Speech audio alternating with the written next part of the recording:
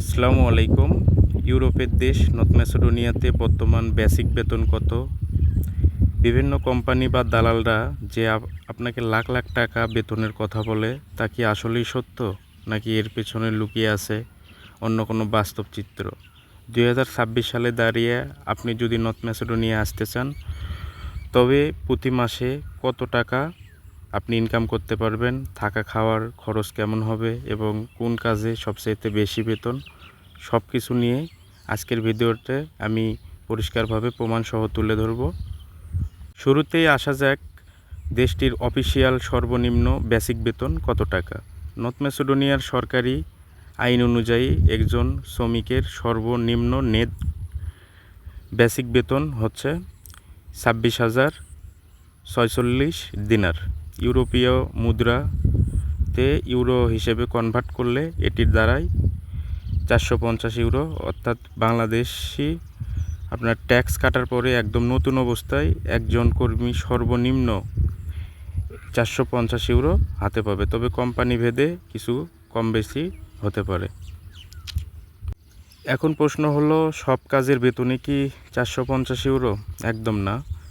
আপনাদের কাজের অভিজ্ঞতা ও দক্ষতার উপর নির্ভর করে বেতন ধরা হয়। বর্তমানে দেশটিতে প্রধান কয়েকটি খাতের গড় বেতন কেমন, চলুন দেখা যাক কত টাকা কোন কাজের বেতন। ফ্যাক্টরি বা আপনার ম্যানুফ্যাকচারিং, এই খাতগুলো সাধারণত গড়ে 700 ইউরো বা 43,000 দিনার পর্যন্ত আয় করা সম্ভব, যা বাংলাদেশি টাকায় 80,000 টাকার মতো হয়ে থাকে। কনস্ট্রাকশন বা যে নির্মাণ যে কাজগুলো, ম্যাসেডোনিয়াতে কনস্ট্রাকশন কাজের বেশ চাহিদা। এখানে অভিজ্ঞতা থাকলে করে 700 থেকে 800 ইউরো বেতন পাওয়া যায়, যা বাংলাদেশি টাকায় 70 থেকে 80,000 টাকার মতো হয়ে থাকে। আর নর্থ ম্যাসেডোনিয়াতে যারা হোটেল, রেস্টুরেন্ট বা ডেলিভারি কাজে বা এই সেক্টরগুলোতে কাজ করে থাকেন, তাদের গড় বেতন 500 থেকে 650 ইউরোর মধ্যে হয়ে থাকে।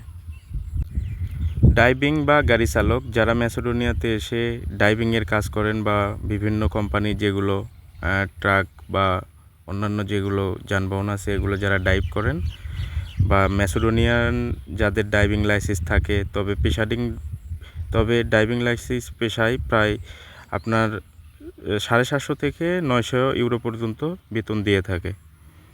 এবার আসা যাক নর্থ ম্যাসেডোনিয়াতে থাকা ও খাওয়া এবং ওভারটাইম নিয়ে বিস্তারিত কিছু তথ্য।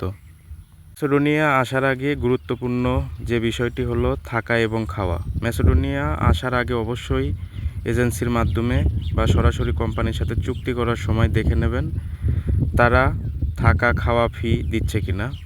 কোম্পানি যদি থাকা এবং খাওয়া ফি দেয়, তবে আপনার বেসিক বেতনের পুরো টাকাটাই সেভ হবে। এর পাশাপাশি আপনি যদি প্রতিদিন 2-3 ঘন্টা ওভারটাইম করার সুযোগ পান, তবে মাস শেষে আপনার আয় অনায়াসেই 700 থেকে 900 ইউরো হয়ে যাবে, যা বাংলা টাকায় 1 লাখ থেকে 1,20,000 টাকার কাছাকাছি। তাই যদি সংক্ষেপে বলতে গেলে, ম্যাসেডোনিয়াতে শুরুতেই আপনার বেসিক বেতন 450 ইউরো হলেও ওভারটাইম এবং ভালো কোম্পানি পেলে আপনি ভালো টাকা আয় করতে পারবেন। তবে আসার আগে অবশ্যই কোম্পানির ডিমান্ড লেটার এবং চুক্তিপত্র ভালো করে যাচাই বাছাই করে নেবেন। নর্থ ম্যাসেডোনিয়া নিয়ে আপনাদের যদি আর কোনো প্রশ্ন থাকে, আমাকে অবশ্যই কমেন্ট বক্সে জানাবেন। আমি ইনশাল্লাহ চেষ্টা করব আপনাদের রিপ্লাই দেওয়ার জন্য। তো সবাই ভালো থাকবেন, আর সবার জন্য শুভকামনা। আল্লাহ সবার মনের আশা পূরণ করুক। তো সবাই ভালো থাকবেন। আসসালামু আলাইকুম।